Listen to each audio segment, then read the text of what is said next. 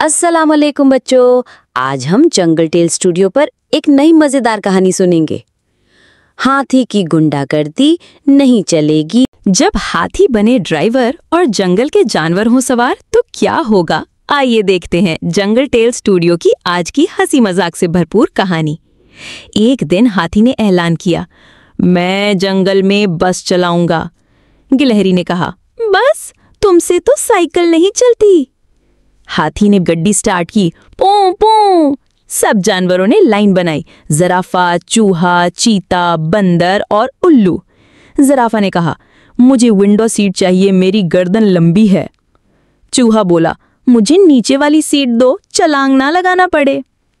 हाथी ने इंजन चलाया, धुआं निकला, सब खांसने लगे।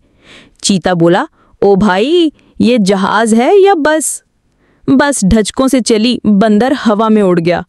ज़राफ़े की गर्दन छत से निकल गई। उल्लू ने कहा, छत फट गई।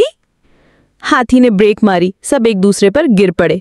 गिलहरी ने कहा, हमें पिकनिक पर जाना था या जिम्नास्टिक पर? बस जंगल के नाले में फिसल गई, छपाक। चूहा चीखा, मेरा बैग बह गया।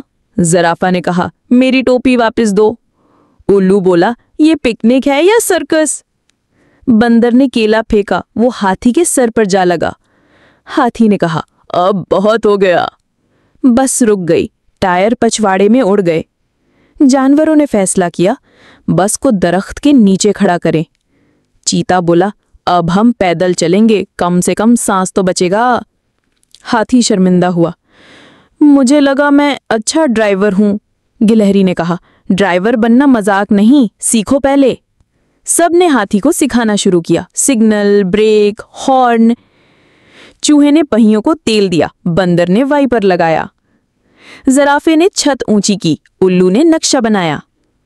एक हफ्ते बाद बस दोबारा तैयार हुई। अब सब सवार हुए बिना ढचकों के रवानगी। बस में म्यूजिक चला, सब झूमने लगे। चीता बोला, वाह, अब मजा आ रहा है। उल्लू ने कहा, सबक मिला, हंसी मजाक के साथ सीखना जरूरी है।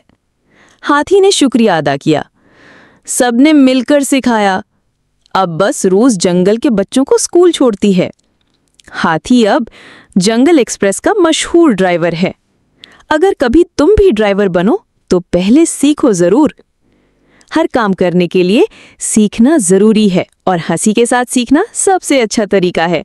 अगर आपके स्कूल की बस का ड्राइवर हाथी होता तो आप क्या करते?